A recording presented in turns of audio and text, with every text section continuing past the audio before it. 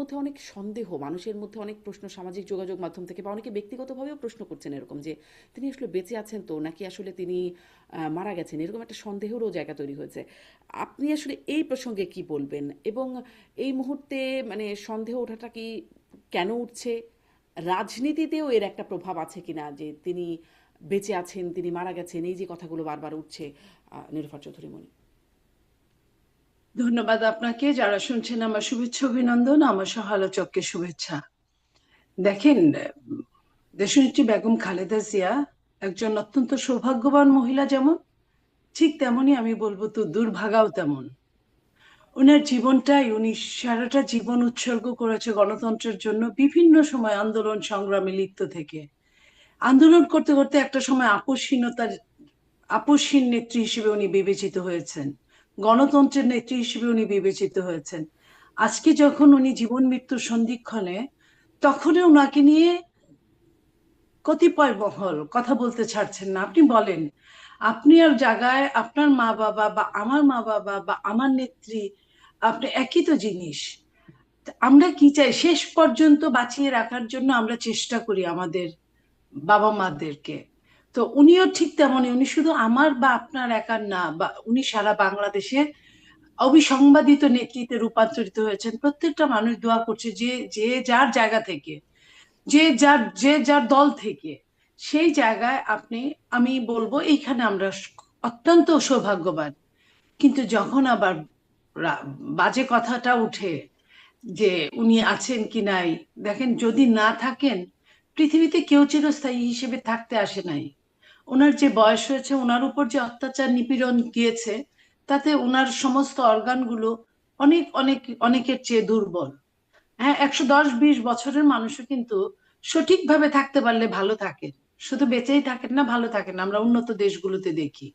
ওনারও তো সঠিকভাবেই থাকার কথা, কিন্তু ওনার উপর দিয়ে যে দুঃসময়টা গিয়েছে, দুঃসময়ের জার্নিটা তাকে অনেকটাই কুরে কুরে খেয়ে ফেলেছে। সেইখানে ওনার অবস্থা উম, খারাপ, এটা সবাই জানে। কিন্তু এই যে জীবন মৃত্যুর সন্ধিক্ষণের মুহূর্তটাকে, মৃত্যু নিয়ে যখন যে হুম। কানাঘুষা চলে, তখন খারাপ লাগে। আপনি জানেন যে জি। যখন উনি এভার কেয়ারে আছেন এই মুহূর্তে, উনার ওইখানে অনেক বিশ্বের অনেকগুলো দেশ থেকে ডাক্তাররা এসেছেন, বিশেষজ্ঞ মহল এসেছেন। তাহলে তারা কেন আসবে? এবং এইখানে সরকারের একটা হাত আছে, সরকার নিজেও আন্তরিক। সরকার আপনার তাকে এই সময়টা ভিভিআইপি মর্যাদা দিয়েছেন, যাতে উনি অত্যন্ত সফটলি বাইরে চিকিৎসা করানো থেকে শুরু করে দেশে যেভাবেই হোক উনি করতে পারেন। তো আমরা এই জন্য সরকারের উপর এই না, কিন্তু আমি ব্যাপারটাই এটাও আমরা প্রশ্ন করতে কৃতজ্ঞতা চাই, প্রকাশ করি। ভিভিআইপি দেবার কি মানে যেন করতে পারেন, কিন্তু ভিভিআইপি না দিলে দেওয়ার আগ পর্যন্ত তার কি চিকিৎসায় বা বিদেশে যেতে সমস্যা হচ্ছিল? মানে না, ভিভিআইপি দিয়ে বিশেষ কি হলো? আমি সমস্যার কথা বলিনি। মানে বিশেষ সমস্যা কি হলো? হচ্ছিল হ্যাঁ। না এই মুহূর্তে, কিন্তু ভিভিআইপি দেওয়ার ফলে হয়েছে কি, এটা অনেকটাই তাকে সফটলি হ্যান্ডেলিংটা করা যাবে, যদি যদি ইচ্ছা থাকে। যেমন ধরেন, আপনার হেলিকপ্টারের যে মহড়াটা দেখলাম, হেলিকপ্টারের ব্যবস্থা করে রেখেছে স্ট্যান্ড বাই, সেটা হলো যে যদি তাকে ওই এয়ার অ্যাম্বুলেন্সে নেওয়া হয়, তাকে মানে অ্যাম্বুলেন্সে ওই জায়গা পর্যন্ত, এয়ারপোর্ট পর্যন্ত নেওয়া সম্ভব না, তখন তাকে হয়তো হেলিকপ্টারে নিয়ে যাবে। এই জিনিসটা তো আগে পেতো না, ওইভাবে পেতো হুম। না। যেটা সরকার তার হুম। অনেকটা দায়িত্ব নিয়েছে, ওইখানে অনেক মানুষের ভিড় আরো বাড়তো। তাতে কি হতো, একটা আরেকটা হইচই হতো। ওইটা একটা হসপিটাল, সেই হসপিটালের উপর তো আরো অনেক রুগী আছে, উনি একাই রুগী না। এগুলো সবকিছু মিলে আমরা বা আমাদের দল কখনোই চায় না অন্য কারো, আমাদের নেতা নেত্রীর জন্য অন্য কারো কোনো প্রবলেম হোক। তো সেই জায়গাটায় আমরা ওই জায়গার কথাটা জি। বলেছি যে আমরা জি। কৃতজ্ঞ নিরুপা ওইখানে। চৌধুরী মনি স্পষ্ট। আমি শামীম পাটোয়ার আমি কাছে আমি যাবার আমি আগে লাইনটা আপনি শেষ করি, আরেকটা লাইন জি। সেটা আচ্ছা। হচ্ছে যে, তাহলে এই ধরনের কথা যেহেতু যখন আসে, তখন সরকার কিন্তু আমাদের সরকার না, মানে বিএনপি সরকার না, হুম। এবং যে ডাক্তারগুলা তারাও বিএনপি ডাক্তার না।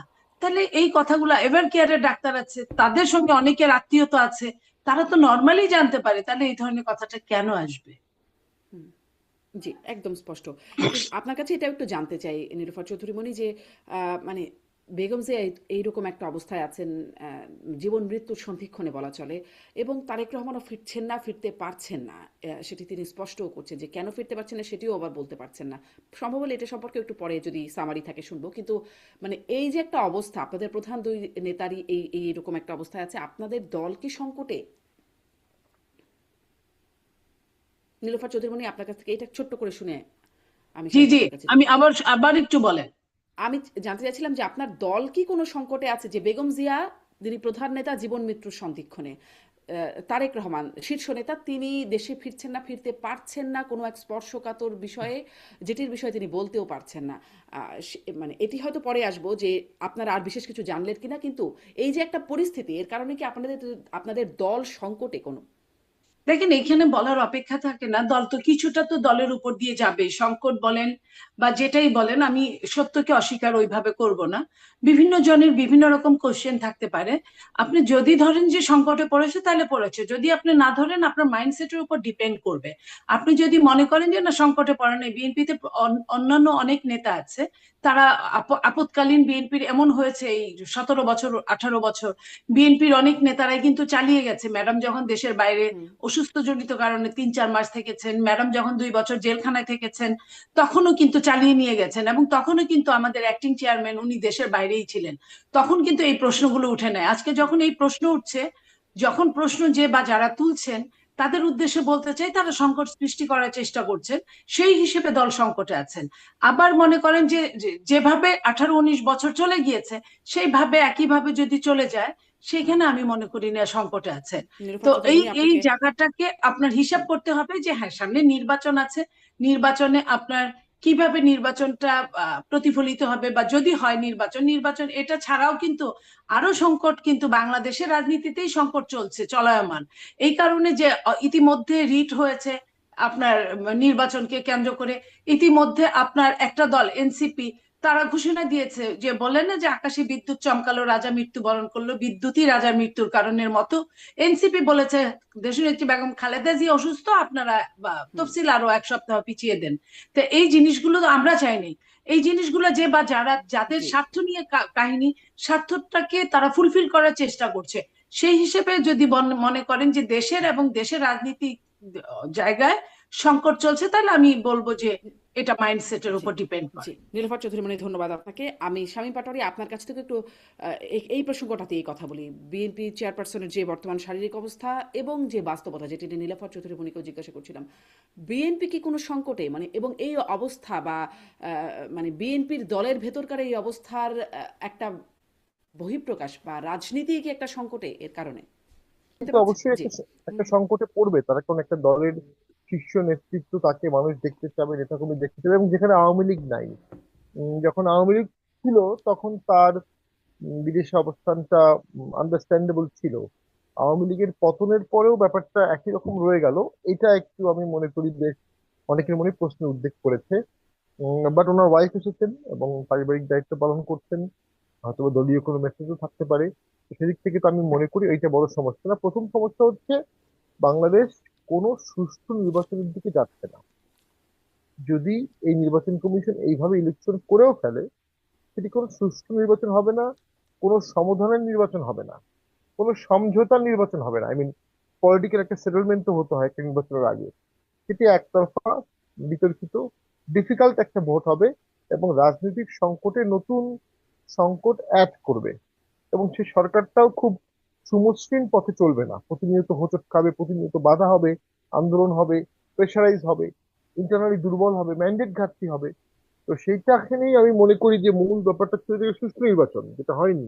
14-তে হয়নি, 18-তে হয়নি, 24-এ হয়নি। তো এখন তো সুষ্ঠু নির্বাচন হতে হবে। সুষ্ঠু নির্বাচনের প্রথম শর্ত হলো inclusiveness, level playing field, fairness. সেই সমস্ত বিচারে আমার তো মনে হয় এই সরকার সুষ্ঠু নির্বাচন করতে সক্ষম না। একটা উদাহরণ দেই, দুইজন উপদেষ্টা নিজেরাই ভোট করতে আগ্রহী, কখনো এই আসন কখনো ওই আসন, কখনো এই আসনে 500 কোটি টাকা বরাদ্দ দিচ্ছে, কখনো ওই আসনে 500 কোটি দিচ্ছে। তারা এখনো পদত্যাগ করেননি, তারা এখনো অন্তর্বর্তী সরকারের অ্যাডভাইজার হিসেবে আছেন, গুরুত্বপূর্ণ মন্ত্রণালয়ে আছেন, স্থানীয় সরকার সবচেয়ে গুরুত্বপূর্ণ, হুম, ভোটে যেটা ইম্প্যাক্ট ফেলে। তো সেসব দেখে তো সুস্থ, নিরপেক্ষ, অ্যাকাউন্টেবল ভোটের কোনো লক্ষণ আমরা দেখছি না কমপ্লিটলি। আরেকটি হচ্ছে বেগম জিয়ার বিষয়টি। অবশ্যই ডাক্তাররা এখানে যে ব্রিফিং দিচ্ছেন তার বাইরে আমরা কখনোই কিছু বলা উচিত হবে না। উনি একজন জনপ্রিয় নেত্রী, অনেকদিন উনি সাফার করেছেন, অনেকভাবে জেলে ছিলেন, আন্দোলন করেছেন বিভিন্ন সময়, 3বারের প্রধানমন্ত্রী, আল্লাহ ওনাকে সুস্থ করে তুলুক। আর এই বিষয়ে কোনো ধোয়াটে বা কোনো ধোঁয়াশার সুযোগ নাই। যেটি সাম্প্রতিক সময় আরেকটি দুঃখজনকই বলবো, সেটি হচ্ছে প্লট জালিয়াতি, প্লট দুর্নীতির মামলায় শেখ হাসিনা, শেখ রেহানা সহ অনেকেরই সাজা হয়েছে। তা হতে পারে, বাংলাদেশে অনেকবারই এমন হয়েছে। কিন্তু টিউলিপের নামে কোনো প্লট নাই, টিউলিপকে কনভিক্ট করা হয়েছে। এখন টিউলিপ সিদ্দিকীর নামে অভিযোগ হচ্ছে তিনি তার খালাকে প্রভাবিত করিয়া মায়ের নামে প্লট নিয়েছেন। ঠিক এইভাবে কি দুদকের মামলা হয়? প্লট একজনের নামে আর মামলা হবে আরেকজনের নামে। মানে আগেও হয়েছে, আওয়ামী লীগের আমলেও একেবারে যে হয়নি তা না, কিন্তু এতটা মনে হয় হয়নি। তো এই একজনের কারণে তো পুরো মামলাটা ভবিষ্যতে আলোচিত হবে, সমালোচিত হবে। তো যখন আপনি ন্যায় বিচার করবেন, তখন আপনাকে ন্যায় বিচার করতে হবে। হুম। জি। এটা আমি মনে ব্যারিস্টার করি পাটোয়ারি, খুব। আপনি নতুন আরেকটা বিষয় তুলেন, আমি এটা নিয়ে একটু নীলোফার চৌধুরী মনির মতামত নিতে চাই।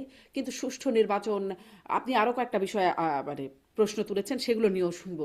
কিন্তু নীলোফার চৌধুরী মনি একটু সংক্ষেপে এটা নিয়েও বলবেন কিনা যে টিউলিপ সিদ্দিকের যে রায় হলো, আসলে অভিযোগ তো অনেকই হতে পারে, মামলাও অনেক হতে পারে, কিন্তু রায় হলো এরকমটা আপনি কি মনে করেন? মানে এবং রায়ের কারণ অভিযোগের যেটি ছিল যে শেখ হাসিনাকে চাপ প্রয়োগ করেছেন এবং প্রভাব বিস্তার করেছেন। শেখ হাসিনা খুব ইনোসেন্ট মানুষ, তাকে চাপ এবং প্রভাব বিস্তার করে তারপর তাকে আসলে প্রভাবিত করতে হয়েছে তার বোনকে প্লট দেখেন, দেওয়ার জন্য। এইখানে এইখানে শেখ হাসিনা একজন অ্যাডাল্ট মহিলা, টিউলিপ একজন অ্যাডাল্ট মহিলা, এবং তার মাকে যেটা বলছে উনিও একজন অ্যাডাল্ট মহিলা। তো এই একজন অ্যাডাল্টকে আরেকজন চাপ প্রয়োগ করতে পারে না। এটা এটা একদমই এটা আসলে আমি মেনে নিতে পারি নাই। কারণ একজনের মামলার রায় আরেকজন বহন করবে কেন, যদি সবাই অ্যাডাল্ট থাকে? এখানে এখানে কেউ এখানে নাবালক নাই যে সেই নাবালকের মাধ্যমে এটা করা হয়েছে। সো আমি মনে করি যে এই জায়গা থেকে এটা পায়ে পা দিয়ে যুদ্ধ করার মতো সরকার ট্রাইব্যুনালকে ক্ষতিগ্রস্ত করলো এটা। কারণ ট্রাইব্যুনাল তো আন্তর্জাতিক ট্রাইব্যুনাল, আন্তর্জাতিক মাপের কাজ করবে, এটাই স্বাভাবিক, করার কথা ছিল, উচিত ছিল। কিন্তু এটা পরবর্তীতে এই যে এই ক্লুটা যে দিয়ে গেল, এই ক্লুটাই অনেক দূর পর্যন্ত নিয়ে যেতে পারে। এটা গ্রহণযোগ্যতা পাওয়ার কথা না সারা বাংলাদেশে। আমি যত টিউলিপ সিদ্দিকী যদি আমার ব্যক্তিগত শত্রু হতেন, আমি এই কথাটাই বলতাম। জি। কারণ সে চাপ প্রয়োগ আন্তর্জাতিকভাবেও তো করলে অনেক চাপ আলোচনা হবে হচ্ছে। কেন? একজন প্রাইম মিনিস্টার কি চাপে চাপে রাজি হতে পারে? একজন প্রাইম মিনিস্টারের কি টিউলিপ সিদ্দিকীর চেয়ে কম ক্ষমতা? সো সেইখানে চাপ প্রয়োগ করলে সেখানে তো কোনো চাপ যে প্রয়োগ করেছে তার প্রমাণ কি? কিসের উপর প্রমাণ? এখানে তো কোনো প্রমাণ নাই। তাহলে এই একজনকে যাকে মানে একটা সম্মানিত ব্যক্তি অন্যখানে, সে এই দেশের রাজনীতি করে না, অন্য দেশের করে, সেখানে তাকে আমার ছোট করার, সে তো বাংলাদেশের প্রতিনিধিত্বই করছে, তাকে ছোট করার কোনো কারণ থাকতে পারে বলে আমি মনে করি না। অনেক ধন্যবাদ রফাত চৌধুরী মনি। নির্বাচন বিষয়ে স্বামী পাটোয়ারি যেটা বলছিলেন যে নির্বাচন, সুষ্ঠু নির্বাচন বা মানে একটা নির্বাচন হবার মতো অবস্থা তিনি দেখছেন না, কিন্তু সরকারের পক্ষ থেকে বলা হচ্ছে শতাব্দীর সেরা নির্বাচন, ইতিহাসের সেরা নির্বাচন হবে। সরকার আপনি কোনটা? সরকার শোনেন, যে সরকার নির্বাচন করতে চান না, নির্বাচন করতে না চেয়ে মুখে মুখে বলে, এই যে যা যা কিছু হচ্ছে বাংলাদেশে, আপনি প্রথমে যে প্রশ্নগুলো করলেন, এগুলো সবকিছুর সাথে সরকারের একটা নেপথ্যে রিলেশন আছে। সরকার নিজেই চান না যে এই দেশে নির্বাচন হোক। যদি তাই চাইতেন, তাহলে সরকার কিন্তু অবৈধ অস্ত্রগুলো এতদিনে বের করে ফেলতে পারতেন। কতগুলো থানার অস্ত্র এখন পর্যন্ত মানুষের হাতে হাতে ঘুরছে, তারা বৈধ অস্ত্র পর্যন্ত জমা রাখেন নাই এখন পর্যন্ত, যেটা 6 মাস আগে নির্বাচনে যাদের ঘরের বৈধ অস্ত্র আছে ওগুলো জমা নেওয়ার যে রুলস এর মধ্যে পড়ে, সেটা করে নাই। তারপরে আপনার অবৈধ অস্ত্র যেগুলো আসছে বিভিন্ন পথ দিয়ে, যেটা সব সময়ের জন্য আপনার ধরা হয়, আপনি দেখেন এর মধ্যে ওরকম কোনো অস্ত্র ধরা পড়ছে না।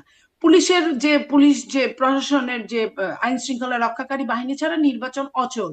সেই আইন শৃঙ্খলা রক্ষাকারী বাহিনীর কোনো ট্রমাটাইজ বাহিনীকে ট্রমা থেকে তুলে আনতে পারে নাই। 2 জন 5 জন মারামারি করলে তারা ফেল ফেল করে তাকিয়ে থাকে। এই পুলিশ দিয়ে 300 আসনের একদিনের নির্বাচন, হাউ ইট পসিবল? তারপরে আপনার মনে করেন প্রশাসন, যে প্রশাসনকে ট্রান্সফার করার কথা হলো ইসির, সেই প্রশাসনকে সরকার কেন ট্রান্সফার করে? সরকারকে এই ক্ষমতা কে দিয়েছে? যদিও এই সরকারের কোনো ক্ষমতাই নাই, অনেক কিছুই ক্ষমতার অপব্যবহার করছেন, এবং এই অপব্যবহারটা দীর্ঘস্থায়ী করার জন্য উনি নির্বাচনের যে নাটকটা করছেন।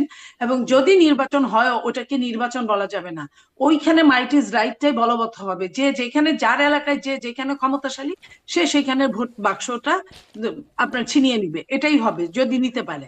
তো এই যে এই সরকার তাহলে কিসের উপর বলছে যে সরকার সবকিছু করছে? আপনার সরকারের যে লটারি করে যে সরকার যে ট্রান্সফার করলেন এসপিদেরকে, এসপি এটা এক ধরনের চরম ভাবে ব্লাব দেওয়া সমস্ত দেশবাসীকে। বাংলাদেশের ইতিহাসে বা বাংলাদেশের আগের ইতিহাসেও এরকম কিছু নাই। সরকারকে একটা দল যেভাবে বুঝালো সেই সরকার ওই দলের উপরে বসে থেকে কথা বলে, সরকার ওইভাবেই সে আপনার লটারি করলো। লটারিটা কোন প্রসেসে করলো এবং লটারি কিভাবে করে? আপনার আর আমার মধ্যে লটারি হতে পারে? কখনোই হতে পারে না। তো সেই জায়গায় আপনি আপনার যোগ্যতা বলে ওইখানে যোগ্যতার একটা প্রমাণ থাকতে হয়, এসপি ডিসি এসপি দের যোগ্যতার পরীক্ষা দিতে হয়, তারপরে পরীক্ষা দেওয়ার পরে তার ব্যাকগ্রাউন্ড জানতে হয়। আর এটা যেহেতু আগে থেকে হয়ে এসছে এবং তিনটা নির্বাচন প্রহসনমূলক করেছে এই ডিসি এসপি রা, তাদের কয়জন এখানে আছে, তারা তখন এই ইওনো ছিল কিনা? আজকে ডিসি তো গত দিনের ইওনোই ছিল, তারা কয়জন ইওনো ছিল, তারা কয়জন ওই ওই ইলেকশন পরিচালনা করছে, তাদেরকে বাদ দিয়ে অন্যদের নিতে হবে। তো তারাই কিন্তু এখনো দৌরাত্ম্য দেখাচ্ছে। তাইলে সরকার এখানে কি করলো? আপনি এটা সরকার এক ধরনের জনগণের চোখে ঠুলি পড়াতে চাচ্ছে, বাট জনগণ, বাংলাদেশের জনগণ রাজনৈতিক সচেতন, তারা সবকিছু বুঝে। 64 জেলায় সরকারের মানে ডিসি ছিলেন যারা, মানে আপনি বলছেন তিনটা নির্বাচন, তিনটা নির্বাচনের সময় 64 জেলায় ডিসি ছিলেন, তখন সবাইকে বদলে দিতে হবে? মানে কর্তার ইচ্ছায় যা কর্ম আর কি, সরকার চেয়েছে আমি না, আমি ডিসিএসপিরা কাজ আমি করেছেন। আপনার শারমিন, আমি আপনার 3 জেলায় যারা ডিসি ছিলেন তারা এখন আর ডিসি নাই, তাদের ও প্রমোশন হয়েছে, তারা যুগ্ম সচিব হয়েছেন বা কিছু সিনিয়র সচিব হয়েছেন, আমি ওইটা বলছি না। এই 3টা নির্বাচনে ইওনো ছিলেন এটা তো কনফার্ম, হ্যাঁ, হ্যাঁ, হ্যাঁ। এসপি ছিলেন এটা তো কনফার্ম, ওই এসপি রাই তো এসপি হয়েছে, ওই ইওনোরাই তো ডিসি হয়েছে। কিংবা ডিসির সাথে যে এডিসি থাকে, হুম, ডিসির সাথে যে এনডিসি থাকে, তারাও তো নির্বাচনের অংশ। ডিসি কি রিটার্নিং অফিসার একাই নির্বাচন করে? তাই সে তো তার পরিষদকে নিয়ে হুম, নির্বাচন হুম, করে, ওই পরিষদের মধ্যে থেকে কিন্তু ডিসিএসপি হয়েছে।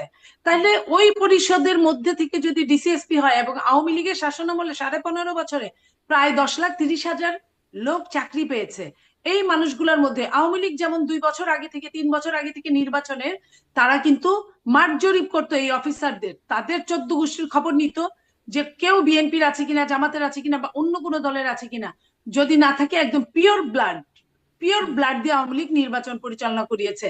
তাইলে ওই জায়গায় এখন আপনি এখন কি উচিত পিওর ছিল। ব্লাড খুঁজছে?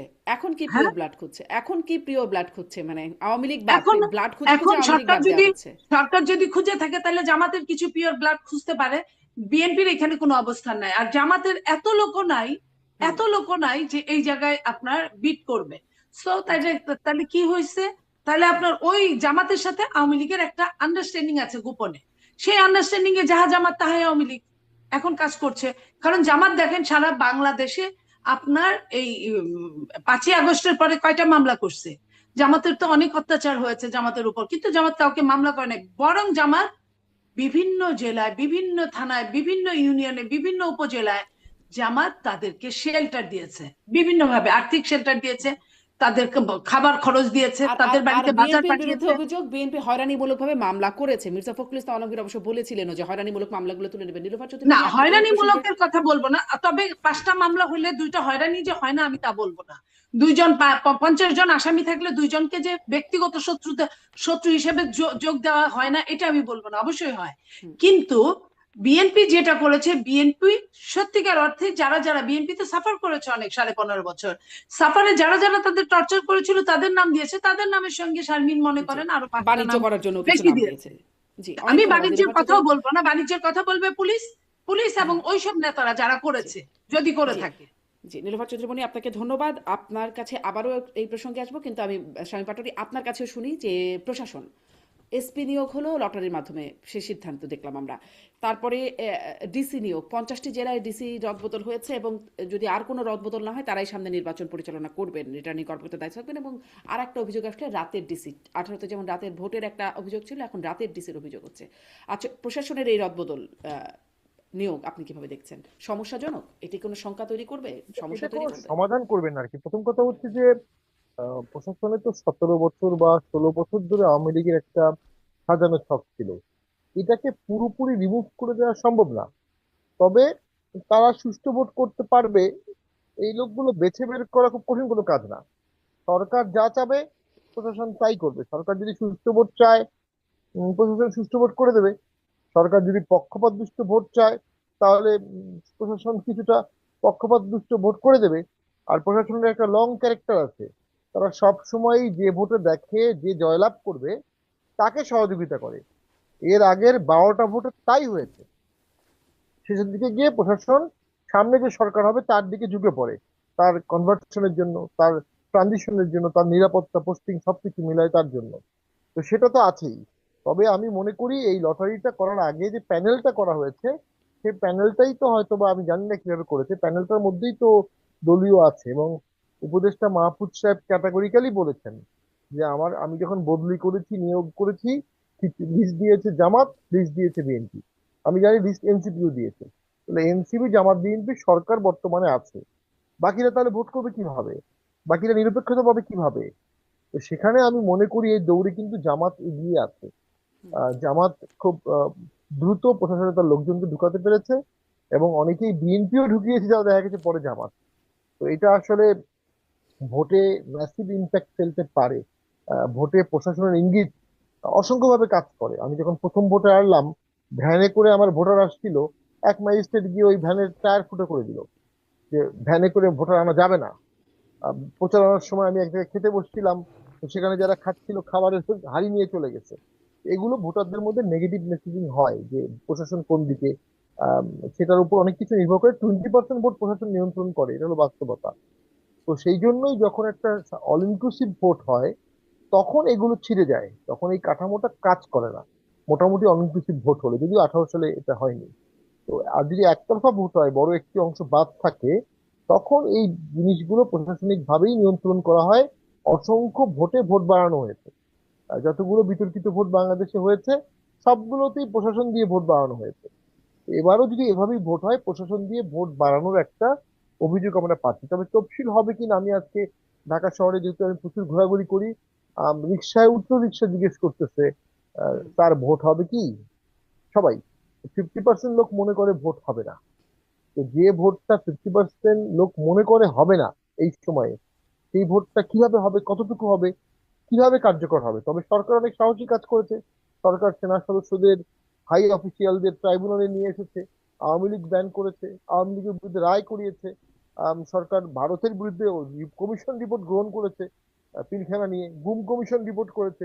এর মধ্যে অনেকগুলো কাজই হঠকারী, অনেকগুলোই স্টেট ক্যারেক্টারে চিট ধরাচ্ছে, অনেকগুলোই ঝুঁকি বাড়াচ্ছে, অনেকগুলোই মনে হচ্ছে ভোট করলে সরকার এগুলো করছে কেন। কারণ ভোট করলে তার পুলিশ লাগবে, ভোট করলে তার সেনাবাহিনী লাগবে। তিনি সব জায়গায় মিশ্র প্রতিক্রিয়া করে দিচ্ছে, সব জায়গায় দুভাগ করে ফেলছে, সব জায়গায় একটা দোসর দোসর গালি দিচ্ছে। দোসর গালি দিয়ে আর দোসর হিসাবে চিহ্নিত করে তাদেরকে দিয়ে ভোট করাবেন কিভাবে? ভোট করতে গেলে তো সেনাবাহিনী, পুলিশের সম্পূর্ণ পূর্ণাঙ্গ অংশগ্রহণ লাগবে। তো সেটা আমি মনে করি সরকার সেই আস্থাটা অর্জন না করে মবের সরকার চালিয়েছে, এবং মবের মাধ্যমে সরকার ভোট করে ফেলতে চায়। সফল হবে কিনা জানি না। এখানে প্রশাসন নিরপেক্ষ থাকলে মব সফল হুম। হবে না।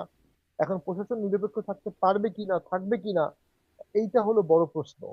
তো আমরা তো মনে করি সেক্ষেত্রে একটা নির্দলীয় কেয়ারটেকার গভর্নমেন্ট যদি থাকে, সেই কেয়ারটেকার গভর্নমেন্ট কিন্তু প্রশাসনটাকে নিরপেক্ষ করে সাজায়। প্রশাসনে জানে এই 3 মাস আমাকে সৎ থাকতে হবে, নিরপেক্ষ ভোটের থাকতে আগে হবে। কি সেই ভোটের আগে কি অনেকে আবার এটাও আলোচনা করেন, মানে এখন তো আলোচনা নানান রকম ডালপালা থাকে, সেখান থেকে এই যে ভোটের আগে এই সরকার থাকবে না, নতুন একটা সরকার আসবে, এরকম কি কোনো আভাস আছে ব্যাসরা পাটোয়ারি? আমরা এরকম কোনো আভাস দেখিনি, তবে সেটা ভালো হতো কয়েকটা কারণে। প্রথম হচ্ছে এই সরকার নিয়োগকর্তার সরকার, নিয়োগকর্তারা আবার একটা দল করে ফেলেছে। সেই নিয়োগকর্তার দল করে তারা 1.5 বছর ধরে সরকার চালিয়েছে। এই 1.5 বছর সরকার চালিয়ে ভোটেও তারা জয়লাভ অন্যায়ভাবে করার চেষ্টা করবে। আমি মনে করি ডক্টর ইউনূসের মতো বিশাল ব্যক্তিত্বের মানুষ বাংলাদেশের মতো ভোটে এক সময় না থাকা ভালো। মানে এখানে ভোট কারচুপি হয়, জি। রক্তারক্তি হয়, মারামারি হয়, জি। আপনি কুৎসারচনা আপনার হয়। এর দায় উনি আপনার কেন মত নেবেন? স্পষ্ট। ব্যারিস্টার পাটোয়ারি, জি, একটু ছোট্ট করে এটা শুনি যে আপনাদের অবস্থান কি? আমরা জানি জামায়াত তাদের প্রার্থী নির্বাচন করে ফেলেছে, বিএনপিও করে ফেলেছে, অল্প কিছু বাকি আছে। আপনাদের এখন আসলে কি অবস্থা? আপনাদের কি নির্বাচনে অংশ নিচ্ছেন, নিতে পারছেন? আমাদের কিছু কিছু প্রার্থী আহ, চিহ্নিত করা আছে। আমরা যদি সুষ্ঠু ভোটের আশ্বাস পাই, লেভেল প্লেইং ফিল্ড দেখি, ভোটের পরিবেশ ভালো দেখি, আইন শৃঙ্খলা পরিবেশ ভালো দেখি, আমরা ভোটে যাওয়ার জন্য প্রস্তুত। তবে অ্যাজ অফ টুডে আমরা ভোটের জন্য সুষ্ঠু পরিবেশ দেখছি না, এবং আইন শৃঙ্খলা পরিবেশ অত্যন্ত খারাপ। এত তার ভঙ্গুর মানে যদি এই সাজাই। পরিস্থিতি থাকে আপনারা নির্বাচনে অংশ নিচ্ছেন না? না, আমরা এই পরিস্থিতি উন্নত উন্নত না হলে আমরা অবশ্যই নির্বাচনে অংশগ্রহণ করা না করা একই ব্যাপার ঘটবে। আমাদের প্রার্থীদেরকে বিপজ্জনক মানে খাদের দিকে ফেলে দেওয়া হবে, খাদের কিনারে ফেলে দেওয়া হবে। ইনফ্যাক্ট আইআরআইও বলেছে যে বাংলাদেশের কন্ডিশনটা ফ্রাজাইল, হুম। ভঙ্গুর, এই নাজুক পরিস্থিতি থেকে একটা শক্ত রাষ্ট্র কাঠামো, সরকার কাঠামো, প্রশাসনিক কাঠামো, আইন কাঠামো সরকার তো করতে পারলো না, করতে চাইলো না। হতে জি, পারে সরকার জি। নিজেও ভোট চায় না, এই ব্যারিস্টার জন্যই পাটোয়ারি, করছে না। ধন্যবাদ আপনাকে। মানে এই অবস্থা থাকলে নির্বাচনে অংশগ্রহণ করা না করা একই কথা। অতএব আপনাদের নির্বাচনে অংশগ্রহণ করার ব্যাপারে এখন মানে এই অবস্থা থাকলে পজিটিভ বার্তা দেখছি না। আপনি আপনার কথা অনুযায়ী যা বুঝলাম। নীলোফার চৌধুরী, মানে আপনার কাছ থেকে একটু ওই আইআরআই প্রসঙ্গ আনলেন ব্যারিস্টার পাটোয়ারি। সেটা নিয়ে একটু আপনি আপনার মন্তব্য বলবেন যে আইআরআই এর যে আহ, পরিসংখ্যান বা জরিপ দেখালে তাহলে দেখা যাচ্ছে 53% মানুষ জামাতকে পছন্দ করে, 51% মানুষ বিএনপিকে পছন্দ করে, কিন্তু ভোটের চিত্রটা আবার ডিফারেন্ট। ভোটে বলছে 30% মানুষ বিএনপিকে ভোট দিতে চায় এবং 26% মানুষ জামাতকে ভোট দিতে চায়। কিন্তু জামাত যাদের সাথে জোট করছে ইসলামী আন্দোলন, তাদেরকে আবার 4% ভোট দিতে চায়। তাহলে 30 হয়ে যায়, তারাও 30-30 একরকম সমান সমান হয়ে যায়। আপনি আসলে এই এই জরিপকে আপনাদের কাছে কীরকম মনে হচ্ছে? বিএনপি এই জন্য অন্য কারোর সাথে জোটের কথা ভাবছে কিনা? দেখেন, আইআরআইটা কি আগে আমাকে জানতে হবে। আইআরআইটা হচ্ছে আমেরিকার রিপাবলিকানদের একটা এনজিও। এটা যখন তারা যে দেশে ক্ষমতায় থাকে, যখন তারা, তখন ডেমোক্রেটদের এনডিআই, এদের আইআরআই, এরা এদের প্রয়োজন অনুসারে তারা জরিপ করে। আমি এই কথাটা বলতে চাই। এই জরিপগুলো যে সম্পূর্ণ একদম টু দ্য পয়েন্ট জরিপ, আমি তা বলবো না। জরিপের এমনি অনেক রকম ডালপালা থাকে, আমি এটাকেও এরকমই মনে করি। তবে এইটা ঠিক, এই জরিপগুলোর সাথে ষড়যন্ত্র কিন্তু সমান তালে চলে। যে ষড়যন্ত্রের মধ্যে দিয়ে বাংলাদেশের অনেক দিনের জার্নি, সেই ষড়যন্ত্রের হয়তো বা শেষ প্রান্তে এই জরিপগুলো। এই জরিপগুলোকে আমি আমি আপনাকে প্রমাণ দিয়েই বলি। ধরেন যে বাংলাদেশে বিএনপি বস্তি নামক একটা বস্তি আছে, সেখানে হয়তো বিএনপির মানুষ বেশি থাকে বলেই বস্তিটার নাম বিএনপি বস্তি। এখন ওইখানে যদি আপনি 1000 লোকের জরিপ করেন, জরিপ তার সমস্ত বাংলাদেশ করে না, 1000, 2000, 500, 200 এরকম জরিপ করে। ওই জায়গায় যদি আপনি 1000 লোকের জরিপ করেন, ওইখানে কিন্তু বিএনপির পক্ষেই আসবে। ঠিক তেমনি জামাতের যে জায়গাগুলায়, যেমন ধরেন মসজিদের সামনে বা কোথাও তাদের অফিসের সামনে, মগবাজার, সেখানে যদি জরিপ করেন তাহলে তাদের পক্ষে যাবে। তো এই জন্য আমি এই জরিপগুলোর উপর আমি মনে করি যে তাদের পক্ষপাতিত্বের জরিপের উপর এগুলা চলমান। তো সেই জায়গায় আমি বলবো যে আহ, কিন্তু তারা কেন তবে পক্ষপাতিত্বটা করবে? তারা কেন হ্যাঁ, পক্ষপাতিত্ব করবে? পক্ষপাতিত্ব -2 ফর্মুলাটা চলমান এখনো। -2 ফর্মুলার এটা বিএনপি একটা বড় দল, এখন পর্যন্ত -2 করতে পারেন নাই, আওয়ামী লীগ কেউ না। আওয়ামী লীগকে এই জিও পলিটিক্স একচেটিয়া 15.5 বছর ক্ষমতা দিয়েছে, তারপরেও আওয়ামী লীগের দলটাকে ওইভাবে ভ্যানিশ করতে পারে নাই। অনেক ক্ষতি হয়েছে আওয়ামী লীগের দলের ভেতরে, কিন্তু একদম ওইভাবে চলে গিয়েছে আমি বিশ্বাস করি না। আর বিএনপি কে যত নির্যাতন অত্যাচার করেছিল, পশ্চিমারা মনে করেছিল যে এতে বোধহয় দলটা ভেঙে খান খান হয়ে যাবে। বিএনপি থেকে অনেকবার দল ভেঙে লোক নেওয়া হয়েছে, তাতে কিন্তু ওই ব্যক্তি একজন মেন গিয়েছে, বিএনপির কোনো নেতাকর্মীরা যায় নাই। ঠিক এই জন্য তাদের পশ্চিমাদের তাহলে ধারায় পশ্চিমারা চায় বিএনপি আমি আর আমি আওয়ামী লীগকে ভাঙতে? পশ্চিমারা একাই চাই আমি তা বলছি না। দেশীয় ষড়যন্ত্র, আন্তর্জাতিক ষড়যন্ত্র সব মিলে আমি কথা বলছি। আর -2টা কিন্তু শুধু দেশীয় কোনো ষড়যন্ত্র না, এটা আন্তর্জাতিক ষড়যন্ত্র। সেই আন্তর্জাতিক ষড়যন্ত্র শুধু পশ্চিমারা আছে কে বলে? প্রতিবেশী রাষ্ট্রও আছে, আরো আরো রাষ্ট্র আছে। আপনার মনে করেন এশিয়ার, মধ্য এশিয়ার রাষ্ট্র আছে, আপনার মিডিল ইস্টের রাষ্ট্র আছে, নাই কারা? যারা, আমরা কি কখনো কল্পনা করেছি যে তুরস্ক আমাদের বিপক্ষে, আমাদের মানে বিএনপি না, বাংলাদেশে একটা পক্ষ নিয়ে তুরস্কের মতো একটা রাষ্ট্র কাজ করতে পারে? আমরা কি কখনো এই চিন্তা করেছি যে চীন, সারা জীবন মনে করতাম চীন তো ব্যবসাটাকে দখল করে পৃথিবীর সব জায়গায়। আপনি ইউরোপে দেখেন ওইখানেও দখল করেছে, আমেরিকায় দেখেন ওইখানেও দখল করেছে, কারণ এত সস্তায় ভালো জিনিস বা সস্তার জিনিস কোথাও চায়নার ছাড়া কেউ দিতে পারে না। তো সেই চায়না পর্যন্ত বাংলাদেশের রাজনীতিতে ইনভলভ। তো তো সেইখানে চায়না ইনভলভ, আপনার প্রতিবেশী রাষ্ট্র ভারত ইনভলভ, আপনার তুরস্ক ইনভলভ, মিডিল ইস্ট ইনভলভ। আপনি দেখেন এখন যত রকমের মিটিং হয়, সব মিটিং গুলো কিন্তু দোহায় হয়, কাতারে হয়।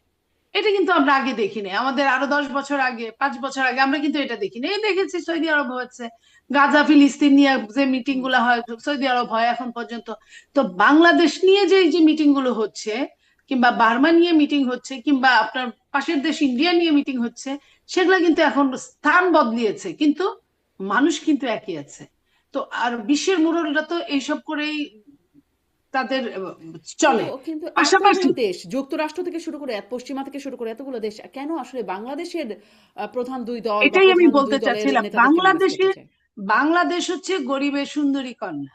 বাংলাদেশের হইলো ভৌগোলিক অবস্থানটা এমন একটা অবস্থান, আমি আপনাকে বলি যে যখন আপনার পশ্চিমারা আপনার পাকিস্তানে বন্ধুত্ব করলো, পাকিস্তানে বসে বসে বসে বসে আফগানিস্তান ধ্বংস করলো, ইরাকের সমস্যা করলো, তার পাকিস্তানের বর্ডার এরিয়া গুলা, তারপরে কি করলো, পাকিস্তানকে খেয়ে দে কটকটি বানায় বের হলো।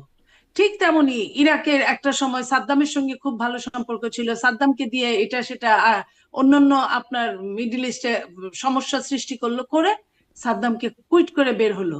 একই অবস্থা লিবিয়ায় গাদ্দাফিকেও আমরা তাই দেখলাম। তো এই একই অবস্থায় আর মুরলরা যেদিকে থাকে ওইদিকে ছোট ছোট রাষ্ট্রগুলো না থেকে কোনো উপায় নাই, সবাই কেন কেউ কেউ না বুঝে নিজের অস্তিত্বকে টিকিয়ে রাখার জন্য হয়তো তাদের হুম। সাথে হ্যাঁ হ্যাঁ করতে হয়। অনেক সময় এই যে যেমন ধরেন ভুটানের ভুটানের প্রধান রাষ্ট্রপ্রধান হঠাৎ করে বাংলাদেশে আসলো, তার তো এই সময় আসার কথা না। বাংলাদেশে তো কোনো আপনার নির্বাচিত সরকার নাই, তার আসার কথা নিশ্চয়ই কোনো সে আপনার কারো মেসেজ নিয়ে আসছে বা মেসেজ নিয়ে চলে গেছে, এরকম হতেই পারে। তো এই হুম। জায়গাগুলো আমরা অন্যান্য জায়গায় পড়া এইসব পড়ে টরে আমরা এইটুকু আন্দাজ করতে পারি। আমি কনফার্ম কিছু বললাম তা না, হুম। হুম। আমি তার আন্দাজ মানে কি করলাম যে দিক থেকে। আপনার আন্দাজ এরকম যে বাংলাদেশকে এখন সেই কটকটি বানানোর প্রক্রিয়া চলছে? অবশ্যই। আপনি জি। মনে করেন যেদিন বার্মা অ্যাক্ট হয়েছে ওই দিনই বুঝতে হবে হুম। যে বাংলাদেশকে ভীষণভাবে দরকার।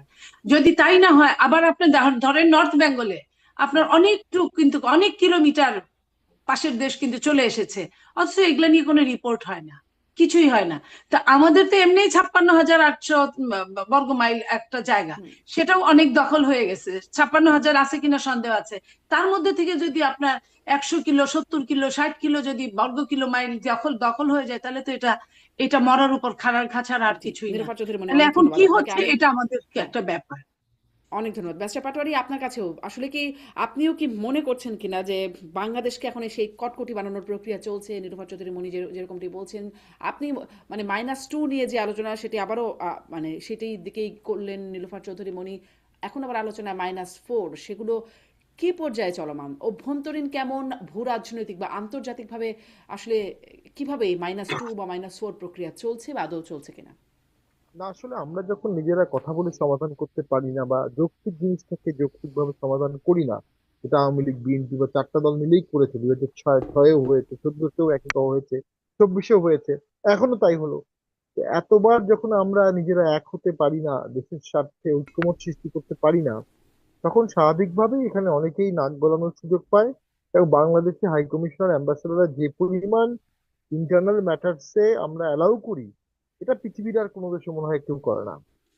এবং আমি মনে করি এটার মাধ্যমে তো আমাদের দেশের ঐক্যমতেরও একটা ঘাটতি দেখায়, সোভারেন্টির ইস্যু আসে। আর মাঝে যেই সরকার আসে সেই অপোজিশনের উপর এত অপ্রেসিভ হয় যে অপোজিশন যে কোনো মূল্যে তাকে সরানো ছাড়া আর কোনো বিকল্প থাকে না। অথবা যেই সরকার আসে সে অপোজিশনে যেতে এত ভয় পায় যে সে যে কোনো মূল্যে সরকারে থাকতে চায়। তো এই যে কোনো মূল্যের মধ্যে কখনো কখনো ল্যান্ড সোভারেন্টি, ইন্টারন্যাশনাল ট্রেড, এগুলো থেকে থাকে। যেমন এখন এই যে করিডোর, আমাদের বন্দর নিয়ে একটা বেশ অভিযোগ উঠছে যে এত তড়িঘড়ি করে বন্দর কেন দেওয়া হলো। যদি ভোট ফেব্রুয়ারিতে হয়, এগুলো নির্বাচিত সরকার করবে, নন ডিসক্লোজার ক্লজ দিয়ে চুক্তি করা হয়েছে।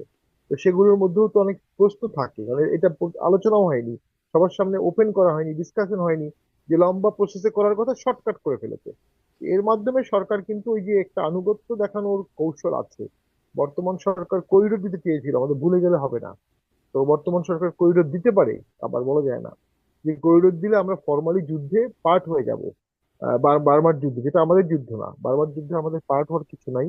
আমরা রোহিঙ্গাদের মানবিক কারণে আশ্রয় দিয়েছি, যত দ্রুত এদেরকে ফেরত পাঠাতে পারবো আমাদের যেটা মঙ্গল। আমরা ভেবেছিলাম দেশ বরণ্য অর্থনীতিবিদ, দেশ বড় সোশ্যাল বিজনেস মাইক্রো ক্রেডিটের জন্মদাতা ডক্টর ইউনূস স্যার আসলে তার ক্যারিশমা দিয়ে উনি রোহিঙ্গাদের ফেরত পাঠাতে পারবেন। এবং উনি জাতিসংঘের মহাসচিবকেও বাংলাদেশে নিয়ে আসতেন, পাঞ্জাবি পরালেন, টুপি পরালেন। হ্যাঁ, সবাই একসাথে পাঞ্জাবি পরে টুপি পরে ঘুরলো। কোথায় রোহিঙ্গা চলে গেল? আরো তো 1.5 লক্ষ রোহিঙ্গা আসছে গত 2 বছরে। রোহিঙ্গা তো গেলই না, ত্রাণও এইটও বাড়লো না, উল্টো করিডোরের আলাপ শুরু হয়ে গেল। তো এইটাই তো সমস্যা। একটা অন্তর্বর্তী সরকার স্থায়ী সিদ্ধান্ত নেওয়া উচিত না। অন্তর্বর্তী সরকার টেম্পোরারি কিছু সংস্কার করবে, সংস্কার প্রস্তাবনা তৈরি করবে, কিছু বিচার করবে, আর ভোট করবে। That's all. এর বাইরে যে জিনিসগুলো হচ্ছে সেগুলো দিয়ে আমি তো মনে করি প্র্যাকটিক্যালি অন্তর্বর্তী সরকার বিতর্কে জড়িয়ে যাচ্ছে, এবং দীর্ঘমেয়াদী বিতর্ক। এই চিঠিগুলো তো পরবর্তী সরকারকে বাইন্ড করবে। তাদের রাষ্ট্রের স্বার্থ রক্ষা হচ্ছে না কি হচ্ছে না এই বিষয়গুলো তো কেউ দেখছে না। দেখেন, জামাত ইসলামী কিন্তু এগুলো নিয়ে কোনো আলাপ করছে না, টোটালি সাইলেন্ট। তো এখানে পলিটিক্যাল গেম আছে। নীলুফার আপা যেটা বললেন যে কটকটি বানানো হচ্ছে, সামথিং ইজ কুকিং, কিছু একটা রান্না হচ্ছে, কিন্তু রান্নার জামাত গন্ধ ইসলাম পাচ্ছি আলোচনা আমরা। করছে না। আমি এটাও তো প্রশ্ন। আপনি শাহীন পাটোয়ারি বলার পর আমি নীলুফার চৌধুরী মুনির কাছে ওই প্রশ্ন, মানে বিএনপি কোথায় শক্ত প্রতিবাদ বা কোনো কার্যকর প্রতিবাদ করছে? হয়ে তো গেল সব চুক্তি, বিএনপি তো জানতো চুক্তি হবে, কিন্তু বিএনপিও তো কিছু করলো না। শাহীন পাটোয়ারি আর দলগুলোই বা কি করলো? আমি নীলুফার তবে চৌধুরী মুনি না, আপনার কাছে আসি, শাহীন পাটোয়ারিকে এক লাইন শুনে আসি। জি। এটা এটা আসলে প্রতিবাদ করার বিষয় না। প্রতিবাদ করছে সবাই, কিন্তু বিএনপি এটাকে খুব সাদরে সমর্থন জানিয়ে তাও না। সাদরে সমর্থন জানিয়েছে জামাত, সবার আগে একদম জামাত এবং ইসলামিক দলগুলো এটাকে সমর্থন জানিয়েছে। তো আমরা এখন অনুভব করছি যে সামনের ভোটকে ঘিরে একটা পথ পরিকল্পনা হচ্ছে। ভোট হলে এক ধরনের হবে, ভোট না হলে এক ধরনের হবে। তবে ভোট নিয়ে যেহেতু শঙ্কা, যে সরকার থাকা অবস্থায় তফসিল নিয়ে শঙ্কা, ভোট নিয়ে শঙ্কা, সেই সরকার আসলে ভোট করা উচিত কিনা সেটা সেই সরকারকেই বিচার করতে হবে। জি, ভোট শাহীন একটা পাটোয়ারি বিতর্কিত আপনাকে বিষয়, ধন্যবাদ। এই বিতর্কে আপনাকে এই ধন্যবাদ। সরকার জড়াবে কিনা। আমি নীলুফার চৌধুরী মানে ওই তো ওই প্রসঙ্গ যে বিএনপি তো খুব, বিএনপি কি এগুলোকে আসলে সমর্থন করছে? যে শাহীন পাটোয়ারি বলছে জামাত সমর্থন করছে, জামাত সাধুবাদ জানাচ্ছে, বিএনপি কি জানাচ্ছে? না হলে কার্যকর প্রতিবাদ কোথায়? আপনি আপনি নিশ্চয়ই দেখে থাকবেন যে আমাদের নেতা জনাব তারেক রহমান সাহেব উনি কিন্তু কয়েকদিন আগে উনি কিন্তু বলেছেন, আমাদের নেত্রী অসুস্থ হওয়ার মানে হসপিটালে ভর্তি হওয়ার ঠিক আগে আগে উনি কিন্তু বলেছেন এই কাজগুলো হচ্ছে নির্বাচিত সরকারের কাজ, যেটা শামীম পাটোয়ারি বললেন। তো ওই যদি নির্বাচিত প্রতিনিধি, এটা তো কোনো অনির্বাচিত সরকার করতে পারে না, উনি কিন্তু স্পষ্ট বলেছেন। কিন্তু এখন বলে কি স্পষ্ট হলো? বলার মধ্যে আপনি দেখেন, আপনি খেয়াল করেন ঈদের আগে, গত রোজার ঈদের আগে আর সন্ধ্যাবেলা যে প্রধান উপদেষ্টা ঈদের শুভেচ্ছা জানানোর জন্য ভাষণ দিচ্ছিলেন, সেই ভাষণের মধ্যে হঠাৎ করে উনি এটা কিন্তু যোগ দিয়ে ফেলেছিলেন যে আমাদের পোর্ট দিতে হবে, পোর্ট দিলে অনেক লাভ, এটা আমাদের প্রত্যেকটা জনগণকে বুঝাতে হবে। এবং উনি কিন্তু অনেকগুলো আপনার ভাষণে এই কথাটা টাচ হ্যাঁ, করেছেন, জুলাই আমাদেরকে বোঝাতে ঘোষণাপত্র হবে। বলেন, জুলাই সনদ বলেন, সবখানেই এই কথা বলেছেন, বন্দরের কথা। জি, নীলুফার চৌধুরী মনি। জি। তো এই যে এই জায়গাটায় উনি যেটা করেছেন, আমাদের প্রতিবাদ হয়েছে। এখন আমাদের টার্গেট একটাই ছিল যে যত তাড়াতাড়ি সম্ভব যদি একটা নির্বাচিত সরকার আসে, নির্বাচনটা যদি ঠিক মতো হয় সময় মতো, তাহলে নির্বাচিত সরকারই এটার সরকারের মাধ্যমে এটা প্রতিবাদ করবে। এবং আপনি জানেন অনির্বাচিত সরকার কোনো চুক্তি করলে, ডিল করলে সেটা কিন্তু ধুপে টিকে না। তো তখন হয়তো বা বলা যাবে যে এটা তুমি যার সাথে করেছো সে নিজেই তো লিগ্যাল ছিল না, সম্পূর্ণরূপে এটার জন্য লিগ্যাল ছিল না। তো আচ্ছা, তার সেটা মানে হয়তো আপনারা মনে নির্বাচিত করেছে। হলে এই সরকার লিগ্যাল ছিল না এই প্রশ্নটা তুলবেন? না না, চুক্তি করার জন্য লিগ্যাল ছিল না, আমি এটা বলছি। আপনার এটা তো একটা শর্ত সাপেক্ষ সরকার। এই সরকার চাইলে অনেক কিছু করতে পারে না।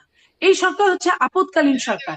সে দেশের হুম। আপদকালীন অবস্থাটা পার করার জন্য, একটা নির্বাচন দেওয়ার জন্য, এবং যেটুকু না হলে না হয় সেটার জন্য এই সরকার। সরকার থাকা অবস্থায় যদি বাজেটের সময় আসে তাহলে বাজেট একটা শর্টকাট বাজেট পেশ করতে হবে, কারণ বাজেট ছাড়া দেশ চলবে না। তার মানে এই না যে বাজেট পেশ করা সরকার মানে সে সবকিছুতেই, চুক্তি থেকে শুরু করে সবকিছুতেই করতে পারবে। এতই যদি করতে পারতো এই সরকার, তাহলে তো ওই যে একজন ছেলেকে আকাশে উড়ে যে তাকে নিয়ে আসলো ব্যবসার জন্য, যে ব্যবসা উড়ায় উড়ায় ব্যবসা নিয়ে আসবে। আপনার এই সামিট, বিজনেস সামিটটা যে করলো এত পয়সা খরচ করে, বিজনেস সামিটের পরে সারা বিশ্বের একটা দেশ কি তার ডাকে সাড়া দিয়ে এখানে পুঁজি লগ্নি করেছে? করে নাই। কারণ কোন অনির্বাচিত সরকারের আন্ডারে কোন দেশ, কোন জাতি, কোন এই দেশেরও বড় কোনো ব্যবসায়ী পুঁজি লগ্নি করতে পারে না, করে না। কারণ ব্যবসায়ীরা নিজেদের নিজেদের বুঝটা সবাই বুঝে, ব্যবসায়ীরা আরো বেশি বুঝে কিন্তু যে এই নিজেদের কয় টাকা বুঝটা পুঁজি বুঝেই খাটালে কয় এই টাকা আসবে। নিজেদের বুঝটা বুঝেই তো নীলোফার চৌধুরী মানে অন্য দেশগুলো চুক্তি করলো বন্দরের জন্য বা এনডিএ সাইন করলো, পরবর্তীতে আপনারা ক্ষমতায় এসে বলবেন যে এটা লিগাল না, তারা মেনে নেবে? না না, আমরা তো বলবোই, আমরা যদি আসি তাহলে তো আমরা বলবোই। আমাদের নেতা তো ইন দ্য মিন টাইম বলে ফেলেছে যে এটা তো সরকার, এটা আপনার কি বলে, নির্বাচিত সরকারের কাজ, অনির্বাচিত সরকারের কাজ না। সেইখানে এটা বললে একটা কিন্তু ক্লু রেখে গেলেন উনি। তো এখন যেটা বলছি, আবারও আসি আগের জায়গায়, এই কারণগুলোর জন্যই তো একটা দুর্বল সরকার দরকার এই দেশে। দুর্বল সরকারকে যেন চাপ দেওয়ার আগেই সবকিছু দিয়ে দেয়।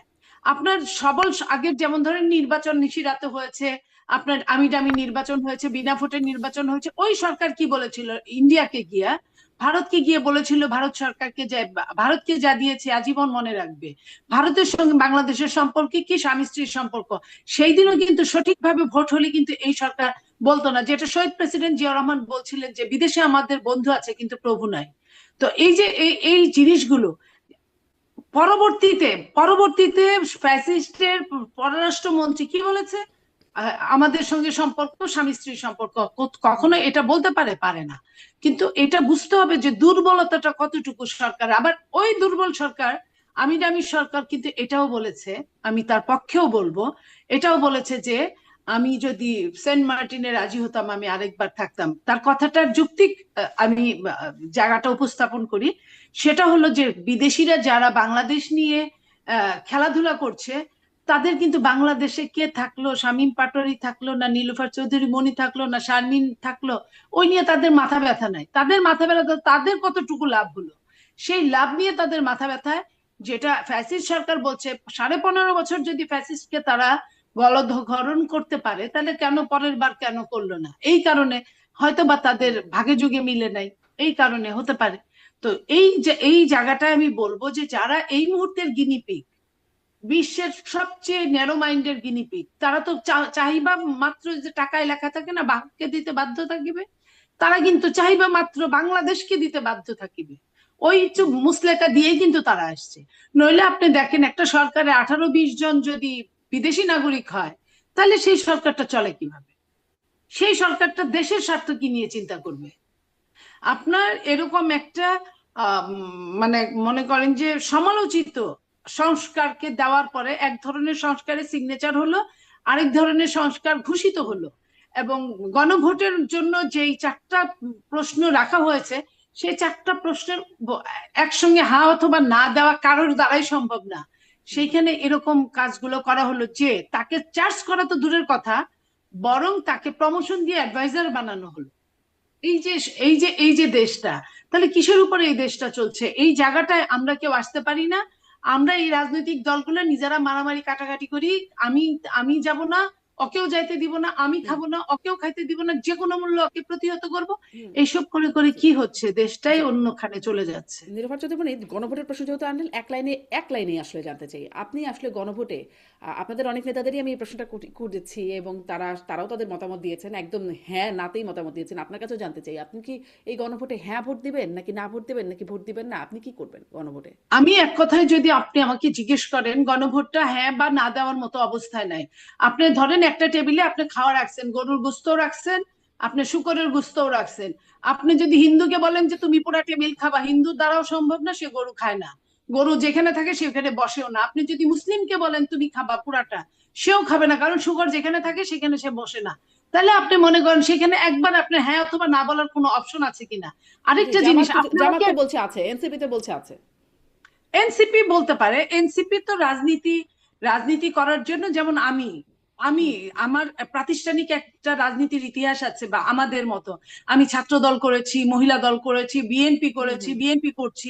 তো এনসিপি তো একবারে ফুল লিডার, তার তো এইসব সে কাউকে চিনেও জি না ওইভাবে। জি একটা এক লাইনে উত্তরটা কি, একটা তাহলে আপনি রেভলিউশনের ভোট দিবেন সামিল না ছিল, তারা গণভোটে? এনসিপি হয়ে গেছে। হ্যাঁ, গণভোটে ভোট দেবেন না নাকি না ভোট দেবেন, মানে? গণভোটের ভোট সম্পর্কে আমি আপনাকে আরেকটা উদাহরণ দিতে চাই। সেটা হলো, আপনি আমাকে বিশ্বাস করেন নাই, আমাকে বিশ্বাস করেন নাই। আমার হ্যাঁ প্রতিনিধি সালাউদ্দিন সাহেব যখন বলেছে যারাই ক্ষমতায় আসুক 2/3 মেজরিটি হুম নিয়ে সংসদে গণভোটটা আমরা করে ফেলবো, কারণ গণভোটের কোনো আইনি অবস্থা নাই। তাইলে জি তাকে বিশ্বাস না করে আন্দোলনে গেল, গণভোটটা আদায় করলো, বিএনপি দিল। আপনি বলেন এখন তো, আপনারা আপনি কি আমাকে এখন বিশ্বাস না আপনারা করলে আমি এখন আপনারা আপনাকে কিভাবে বিশ্বাস করবো? তাহলে কি গণভোটে হ্যাঁ না না? আপনি তো আমাকে বিশ্বাস করেন না, আপনি আমার কাছে বিশ্বাস আশা করেন কিভাবে? How it possible? আচ্ছা, আচ্ছা, শামীম পাটোয়ারি, আপনিও কি একটা একটা হ্যাঁ নাতে উত্তর দিবেন, তারপরে প্রশ্নে তারপর না, যাই, গণভোটে না, হ্যাঁ না হ্যাঁ না নাতে কি? উত্তর দেওয়া সম্ভব না। প্রথমত আগেও প্রশ্ন করেছিলাম এটা। হ্যাঁ। গণভোটটা অসাংবিধানিক। আমি স্পষ্ট করে বলেছি অনেক সময় তথ্যতে, গণভোট হবে সংসদে পাস হয়ে যাওয়ার পরে, আগে না। আর যদি গণভোটের কোনো প্রভিশন সংবিধানে না থেকে থাকে, যেটা সংবিধানে নাই, সেটা আপনি অর্ডিন্যান্স দিয়ে কিভাবে করবেন? কারণ আর্টিকেল 93 তে অর্ডিন্যান্সের যে ক্ষমতা রাষ্ট্রপতির আছে, সেটা হচ্ছে সংসদ যদি না থাকে তাহলে, এবং কোনো আইন করার প্রয়োজন হয়, তাহলে অর্ডিন্যান্স জারি করা যাবে। তো সংবিধানের কোনো অ্যামেন্ডমেন্ট কাটাছেড়া অর্ডিন্যান্স দিয়ে করা যাবে না। আর প্রথমেই বলা আছে, পার্লামেন্ট যে আইন পাস করতে পারবে না, অর্ডিন্যান্স দিয়ে সেটা করা যাবে না। এটা ইতিহাস আছে। কিং জেমসের সময় কোকের জাস্টিস কোক এর রায়টা দিয়েছিলেন, কেস অফ প্রোক্লামেশন 1611 হবে, যে আপনি অর্ডিন্যান্স দিয়ে বা রাজা আইন করতে পারবে এক্সেপশনাল সিচুয়েশনে, তবে কমন লর পরিপন্থী আইন করতে পারবে না, পরিপন্থী। সেটাই আমাদের এখানে আর্টিকেল 93 সাব আর্টিকেল 1-এ আসছে। তাহলে গণভোট যদি সংবিধানে না থাকে, গণভোট সংক্রান্ত অর্ডিন্যান্স কিভাবে রাষ্ট্রপতি জারি করলেন? এটি একটি কোশ্চেন রয়ে গেছে। তো গণভোটের যে বিষয়বস্তুগুলো, এর 99% কিন্তু আমরা একমত, কারণ আমাদের দাবি কিন্তু বিষয়গুলো ওখানে আছে। অনেকটা পিআর আছে, ওখানে বিচার বিভাগের ডিসেন্ট্রালাইজেশন আছে, আহ, বিকক্ষ বিশিষ্ট আইন, এগুলো আমাদের কথা। কিন্তু ওই প্রক্রিয়াতে আমরা ছিলাম না। এবং বিএনপি গণভোটে রাজি হওয়াটা, আমি মনে করি, একটা পলিটিক্যালি ইমোশনাল আনজাস্ট কম্প্রোমাইজ যেটা বিএনপি করেছে, কিন্তু এর বিনিময়ে বিএনপি কিছু পায়নি। তাহলে এরপরও আলোচনা হয়েছে গণভোট আগে নাকি মূল ভোট আগে। বিএনপি এই যে গণভোটে রাজি হলো, তারপরে কিন্তু বিতর্কটা রয়ে গেছে। দুদিন আগেও কিন্তু জামাত বলেছে আগে গণভোট করতে হবে। এই হুম। সবকিছু মিলিয়ে আমি তো মনে করি একটা ভজঘট কিম্ভূত কিমাকার আকার দাঁড়িয়ে গেছে। জুলাই সনদকে সংবিধানের উপরে স্ট্যাটাস দিয়ে দেওয়া হয়েছে। আর্টিকেল 7 সংবিধান বলছে সংবিধান সর্বোচ্চ ল, সংবিধানের পরিপন্থী যে কোনো ল অবৈধ হবে, অসাংবিধানিক হবে। জুলাই সনদে এমন কিছু আছে যেটা বর্তমান সংবিধানে নাই, যেটা সংবিধানকে অ্যামেন্ডমেন্ট করতে হবে, সেটাকে সংবিধানের উপরে দিয়ে দেওয়া হয়েছে। তাহলে সামনের জি, সরকার কি জুলাই সনদে হাত রেখে শপথ নেবে? এটা খুব একটা অদ্ভুত সিচুয়েশনের মধ্যে আমরা যাচ্ছি আসলে। জি, আনজাস্ট কম্প্রোমাইজ বলছেন এখন। মানে জুলাই সনদ বা জুলাই, ধরেন এখন বিজয়ের মাসে সংস্কৃতি মন্ত্রণালয় যে প্রচারণা চালাচ্ছে, সেখানেও আসলে 71-এর সাথে সবসময় 24-কে দিয়ে একটা প্রচারণা হচ্ছে। সম্প্রতি শামীম পাটোয়ারি নিশ্চয়ই দেখেছেন, জামাত নেতা কাজী ইব্রাহিম তিনি বলছেন, মুফতি ইব্রাহিম তিনি বলছেন যে 16 ডিসেম্বর একটা কালো দিবস, বাংলাদেশে পাকিস্তান জিন্দাবাদ স্লোগান হচ্ছে। আহ, বঙ্গবন্ধুকে বঙ্গবন্ধু বলা যাবে না, মানে তিনি বিশ্বাসঘাতক, তাকে আরও নানান শব্দে বিশেষায়িত করা হচ্ছে। আপনি এই মানে এই বিজয়ের মাসে বিষয়গুলোকে কিভাবে দেখছেন? এগুলো কি স্বাভাবিকভাবে হওয়ার কথা, নাকি এখানে শঙ্কা দেখেন, এখন আমি সমস্যা মনে দেখেন? করি এগুলো স্বাধীন দেশে অনেকে অনেক কিছু বলতে পারে। আমি ভারতে অনেকবার গিয়েছি, সেখানে কিন্তু দেখেছি গান্ধী কি সমকামী ছিলেন, এই বইটা আমি নিজে ক্যালকাটায় দেখেছি। লেডি মাউন্টব্যাটেনের সাথে জওহরলাল নেহরুর যে যে সম্পর্ক, এটা নিয়ে বই দেখেছি, আমি নিজ চোখে দেখেছি। সমস্যাটা হলো, বঙ্গবন্ধু তো দেশ স্বাধীন করার একটা বড় অংশ। 71 রাখলে বঙ্গবন্ধুকে রাখতে হবে, আওয়ামী লীগকেও রাখতে হবে। ইতিহাস তো, ওই সময়ের ইতিহাস তো আপনি এই সময় চেঞ্জ করতে পারবেন না। ওই সময়ের ইতিহাস আপনি ওই সময় চেঞ্জ করতে পারতেন, যদি ওই সময় জামাত মুক্তিযুদ্ধ করতো, যদি ওই সময় বঙ্গবন্ধুর জায়গায় সাথী মাতৃ ভাষণটা অন্য কেউ দিত। জামাত ইসলামী, গোলাম আজম সালে গোলাম আজম সাহেব পালিয়ে গিয়েছিলেন। জিয়াউর রহমান আসার পরে 78-এ গোলাম আজম চলে আসেন। মুজাহিদ সাহেব উনিও কিন্তু পালিয়ে গিয়েছিলেন। 78-এ ওনারা আবার ব্যাক করেন, পাকিস্তান থেকে ব্যাক করেন। তো জামাত ইসলামী তো ইসলামিক চর্চা করে, জ্ঞানের চর্চা করে, বই পড়ে।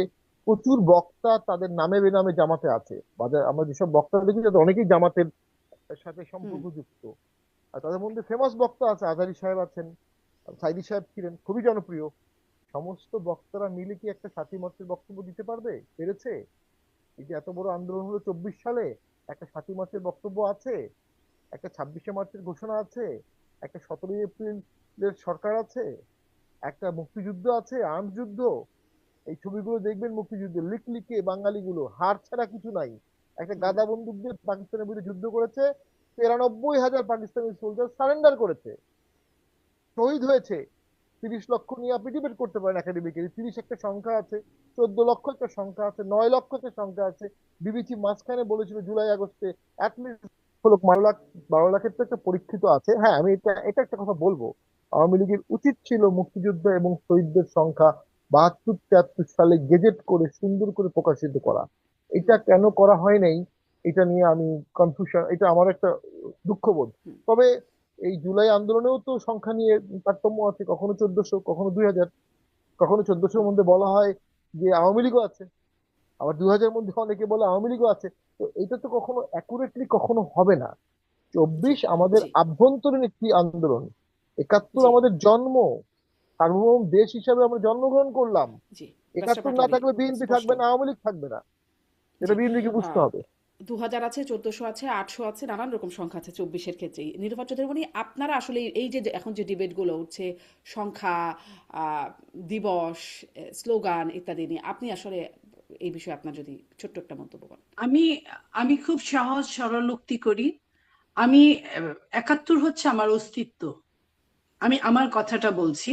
71 আমার অস্তিত্ব। 71 না হলে বাংলাদেশ হতো না, বাংলাদেশ না হলে এত কিছু হতো না। আর 24 যেটা, সেটা রেভলিউশন, 90-এর মতন রেভলিউশন। সেই রেভলিউশনে আমি বিপ্লব বলতাম যদি তারা শপথ নিত নিজেরা নিজেরা। তো যেহেতু তারা রাষ্ট্রপতির কাছে শপথ নিয়েছে, অতএব এটা একটা আপনার অভ্যুত্থান। সেই অভ্যুত্থান, একটা অভ্যুত্থানকে আমরা মনে রাখবো, একটা ফ্যাসিস্টকে আমরা হটিয়েছি, একটা স্বৈরাচারকে হটিয়েছি। কিন্তু 71-এর সাথে তার তুলনা হয় না। 71 অবিস্মরণীয়। 71-এর মুক্তিযোদ্ধারা আমাদের অস্তিত্বের জায়গা। 71-এর রাজাকাররা আমাদের জাতীয় শত্রু। এবং 71-এর রাজাকাররা যে পর্যন্ত ওপেন, আমি 71-এ দেশ বিরোধী কাজ করার জন্য দু হাত জোর করে ক্ষমা চাই, হুম, এটা যে পর্যন্ত না বলবে, তারা ইনিয়ে বিনিয়ে যেটাই বলুক, 47 দিয়ে শুরু করুক, হবে না। হুম, কারণ 47, বাংলাদেশের মানুষ 47 বুঝেও নাই, চায়ও জি। নাই। কিন্তু এটা তাহলে কি আসলে ধর্মীয় ওই ওই ভিত্তিতে ওই 47টা হয়েছিল। ওই ওই যে একটা বয়ান আছে, সেটাই কি প্রতিষ্ঠিত হচ্ছে যে সঙ্গে থাকলে সঙ্গী, না থাকলে জঙ্গি? এখন 2001-এ হয়েছে আপনাদের সাথে, যে তারা আসতে পেরেছে, ঠিক আছে, তখন স্বাধীনতা বিরোধী বিষয়টা তখন আপনারা আমলে নেন নাই, এখন খুব তারা যে স্বাধীনতা বিরোধী বা আমি জাতীয় বলি শত্রু। একটা একটা কথা, যুগপৎ আন্দোলন করার জন্য যে কেউ করতে পারে। আওয়ামী লীগের সাথে যুগপৎ তত্ত্বাবধায়ক নিয়ে জামাত কিন্তু যুগপৎ আপনাদের সাথে আন্দোলন জোট করেছে। ছিল, যুগপৎ না। শুনেন, আমাদের সাথে জোট ছিল, কিন্তু যুগপৎ আন্দোলন নিয়েই জোট ছিল। অন্যান্য কাজ যখন আমরা করতাম, তখন সবকিছু ঢালাও ভাবে তারা আমাদের স্বীকার করতো না। এবং আপনি জানেন, বিএনপি এমন একটা দল যেখানে মুক্তিযোদ্ধা সবচেয়ে বেশি, এবং মুক্তিযুদ্ধের মহানায়ক আপনার আমি মেজর জিয়া বলছি, যিনি মুক্তিযুদ্ধের ঘোষক হুম, না শুধু, সম্মুখ সমরে যুদ্ধ করেছেন, সেই মানুষটার দল, তার নিজে হাতে বানানো দল বিএনপি। হুম, তো এইখানে এটা বলার কোনো অবকাশ নাই যে আমরা আমাদের সময় ওটা বলি নাই। অবশ্যই আমরা বলেছি, জি অবশ্যই আমরা জি, আমাদের ওটা অবশ্য গত হয়েছে ওই সময়টা, মানে ওই সময় মন্ত্রিত্বও গেছে, আপনাদের ফ্ল্যাগ মানে শোনেন, পতাকাও একটা জিনিস দিয়েছেন। হলো আইনের জায়গায়, যেখানে যেভাবে তারা যতগুলো আসন পেয়েছে, তারা যুগপৎ আন্দোলন করেছে, তাদের ভাগে আমরা শুধু দিয়েছি তা না। আপনার মনে পড়ে 96 নূর মৌলানাকে আওয়ামী লীগ, নূর মৌলানা জামালপুর, আমার বাড়ি জামালপুরের, পিস কমিটির সর্বোচ্চ নেতা ছিল। সেই নূর মৌলানাকে কিন্তু প্রথমে ধর্মমন্ত্রী বানিয়েছিল আওয়ামী লীগ। তো আওয়ামী লীগও হুম, করেছে। এবং আপনি জানেন যে আওয়ামী লীগ ক্ষমতায় থাকা অবস্থায় প্রথম আলো যে আপনার জরিপটা করেছিল, হুম, সেইখানে আওয়ামী লীগের কতগুলো রাজাকার ছিল, হুম, আপনার মুক্তিযোদ্ধার নাম দিয়ে তারা চলছে। অতএব এগুলো হচ্ছে অনেক বিতর্কিত অধ্যায়, যে অধ্যায় থেকে কেউ নিজেকে রেহাই দিতে পারে না, কেউ কম জি কেউ বেশি। জি, কিন্তু তাহলে ওই আসলে জায়গাটায়, ওই যে, ওই জি, জায়গাটায় আমরা আপোষহীন, যে জায়গাটায় আপনাকে হুম, আপনার জন্য, কাজের জন্য, জি কৃতকর্মের জন্য আপনাকে জি, ক্ষমা স্পষ্ট। চাইতে হবে। আমি একদমই, আমার সময় নাই, তারপরেও একটু এক লাইনে, যেহেতু শুরুর বক্তব্যে একদম স্বামী পাটোয়ারি বলেছিলেন যে জুবাইদা রহমান, ডক্টর জুবাইদ, তিনি পারিবারিক কারণে আসছেন এবং তিনিও রাজনীতিতে গুরুত্বপূর্ণ হয়ে উঠছেন কিনা, এটা নিয়ে আপনার কাছে এক লাইনে শুনতে চাই নীলোফার চৌধুরী। মানে দেখেন মাইনাস পৃথিবীর, ফর্মুলা যে আলোচনা হচ্ছে, তার মধ্যে জুবাইদা রহমান একজন গুরুত্বপূর্ণ ক্যারেক্টার হয়ে উঠবেন কিনা সামনে। না, আমার কথা হচ্ছে যে কোনো কিছুই কোনো কিছুর জন্য বসে থাকে না। অনেক বড় কিছু সে নষ্ট হয়ে গেলেও, অনেক বড় ঝড় হয়, ঝাপটা হয়, আয়লা হয়, তারপরে হুম, কিন্তু মানুষ আবার পরের দিন দাঁড়ায়। তো বিএনপির যদি কোনোটা, যদি কোনো সমস্যা হয়, তাহলে তার বিকল্প একজনকে তো বানাতেই হবে। যদি উনি আসেন আমাদের মধ্যে, হুম, আমরা মোস্ট ওয়েলকাম করি। জি এবং জি, আপনাদের কাছেও আমরা বলবো, আপনারাও তাকে ওইভাবেই বরণ করে নেবেন। অনেক ধন্যবাদ, অনেক ধন্যবাদ, ইতিবাচকভাবে আপনারা বার্তা দিচ্ছেন। ব্যারিস্টার পাটোয়ারি, আগে একটা অনুষ্ঠানে আপনি জোটের বিষয়ে বলেছিলেন যে জাতীয় পার্টি জোটে যাবে এরকম একটা প্রস্তুতি আছে। আপনাদের সেই অবস্থা কি? কারণ একটা দেখছি না আপনারা আসলে আপনাদের দল থেকে তো আপনাকেই দেখি শুধুমাত্র খুব সক্রিয়। আপনি টক শোতে গেলেও টক শোতে আসতে চান না। এরকম ইদানিং দেখা যাচ্ছে যে আপত্তি জানাচ্ছে। ভোটে গেলে কি হবে? সেই বার্তাটা আপনারা কিভাবে নিচ্ছেন? আর জোটের বার্তাটাও কিভাবে নিচ্ছেন? খুব সংক্ষেপে ১ মিনিটে। এনসিপির নেতৃবৃন্দ আমাদের খুব স্নেহধন্য, পলিটিক্যাল জুনিয়র। তারা আমি আসলে অনেক সময় বলে টকশো করবে, এটা তাদের ব্যক্তিগত বিষয়। যে ডরে আমার ভয় কাঁপতেছে, এটা হচ্ছে বর্তমানে প্রধান উপদেষ্টা প্রেস সচিবের একটা ফেসবুক পোস্ট। এই হচ্ছে দেশের অবস্থা। এরকম একটা বালহিল্য সুলভ প্রেস সচিব, উনি এরকম একটি স্ট্যাটাস দিয়ে বেড়ান। ওনার কাজ মনে হয় স্ট্যাটাস দিয়ে বেড়ানো। ওনার কথাবার্তা শুনলে মনে হয় উনি মনে হয় সাংবাদিকতায় নোবেল পেয়েছেন, ওনার জন্য তৈরি করা হয়েছে। অর্থনীতিতে পেয়েছেন, ডক্টর ইউনূসকে উনি শেখান, এরকম একটি মনে হয়। যে কথা ডক্টর ইউনূসকে মানায় সে কথা উনি বলেন। প্রেস সচিব তো হয়ে গেছে উপদেষ্টার থেকেও কথাবার্তা বেশি। হুম, এর ফলে যেটা ঘটতেছে, হাস্যকর সরকার হাস্যকর হয়ে যাচ্ছে। আরেকবার উনি আমার একটা বক্তব্য লিখেছেন, আমি বলেছিলাম আওয়ামী লীগ জাতীয় পার্টি ছাড়া ভোট হবে না। উনি উপরে লিখেছেন উনি বালের কথা বলছেন, বাংলাদেশ বিএল দিয়ে বালের কথা বলছেন। তো ওনার তো আসলে আমি মনে করি সাংবাদিকতা হিসাবে তার যে পেশাদারিত্ব, তার যে পরিমিতি বোধ, এখানে ওনার ঘাটতি আছে। উনি কালকেও বাংলা জাতীয় পার্টিকে দোষর টোষর বলে টলে কিসব কিসব বললেন। এগুলো কি ওনার কাজ নাকি? উনি কি দল করেছেন নাকি, রাজনীতি করেছেন নাকি, কখনো ভোট করেছেন নাকি? এমপি ভোট করতে পারবেন জীবনে? হ্যাঁ, ভালো কিছু কাজ করেছিলেন, ডক্টর ইউনূস স্যার বা যে কোনো কারণে আপনাকে প্রেস সচিব করা হয়েছে, চাকরি করতেন, চাকরি করবেন, সময় শেষ হয়ে যাবে, চাকরি শেষ। তো তার মাঝখানে এত কথা বলে এত বিতর্ক সৃষ্টি করে মহান একজন ব্যক্তির প্রেস সচিব হয়ে আপনি কেন তাকে মেলাইন করছেন? এগুলো তো খুব হাস্যকর দেখাচ্ছে। তো আমি যেটা অনুভব করি, জোট ভোট এগুলো তো হয়। আর জামাতের সাথে বিএনপির জোট ছিল, ওইটাই আওয়ামী লীগ যখন থাকে তখন আওয়ামী লীগ বিরোধী বলয়টা পরিপূর্ণভাবে একত্রিত হয়ে যায়। এটা একসময় বলা হতো আওয়ামী লীগ কেন ভোটে হারে। অনেকবার ভোটে হেরেছে কিন্তু আওয়ামী লীগ, কারণ আওয়ামী লীগ ভোট করে একা আর আওয়ামী লীগ ভিতরে ভোট করে একসাথে। এটা অন্যায় কিছু না। জামাতও বাংলাদেশে রাজনীতি করবে, এটা অন্যায় কিছু না। কারণ জামাত তো ডেমোক্রেটিক্যালি যদি ভোট পায়, আপনি কিভাবে তাকে বাধা দিবেন? জামাতরা ভোট পেয়েছে, তারা শপথ নিয়েছে, তারা মন্ত্রী হয়েছে। কিন্তু জামাত বলছে বাংলাদেশে আওয়ামী লীগ রাজনীতি করতে পারবে না। এইটা স্বাধীন বাংলাদেশে একটু কেমন, অনেক ক্ষেত্রে কেমন কেমন মনে হয়। যদিও আওয়ামী লীগের গত হুম, 11 বছরের অনেক ত্রুটি আছে, অনেক ত্রুটি আছে। জি, তারপরে এটা জি। রাজনীতিতে আসলে পট পরিবর্তন কিভাবে একজিট চোখের সামনে আমরা দেখছি। তারা যদি বলে জাতীয় পার্টি ভোট করতে পারবে না, তারা স্পষ্ট বলেনি, আকার ইঙ্গিতে বলেছে। তাদের জামাতারা বলেছে, তাদের জামাত হচ্ছে এনসিপি, তাদের এক্সটেন্ডেড জামাত হচ্ছে গণ অধিকার পরিষদ, এক্সটেন্ডেড জামাত হচ্ছে এবি পার্টি, এরা মিলে বলে। তো এটাও তো একটা রাজনৈতিক কূটকৌশল। জামাত করে যারা, তারা বিভিন্ন দল নিয়ে নতুন হুম, নতুন দল করে বিএনপিকে প্রেসার করে আসন বেশি চাচ্ছে। তারা হুম, বিভিন্ন মিটিং এ 4 জন যাচ্ছে, 4 জনই কিন্তু আসলে অরিজিনালি শিবির বা জামাত, কিন্তু 4টা দলের প্রতিনিধি হিসেবে যাচ্ছে। এই জিনিসগুলো মিলিয়ে তো আসলে দেশটা 7 দুভাগে ভাগ হয়ে যাবে, 71-এর জি। পক্ষে, 71-এর বিপক্ষে। বিএনপি সেখানে একটা গোলমেলে অবস্থায় পড়ে যেতে পারে। অনেক ধন্যবাদ ব্যারিস্টার পাটোয়ারি। সামনেও এই পর্যবেক্ষণ চলতে থাকবে।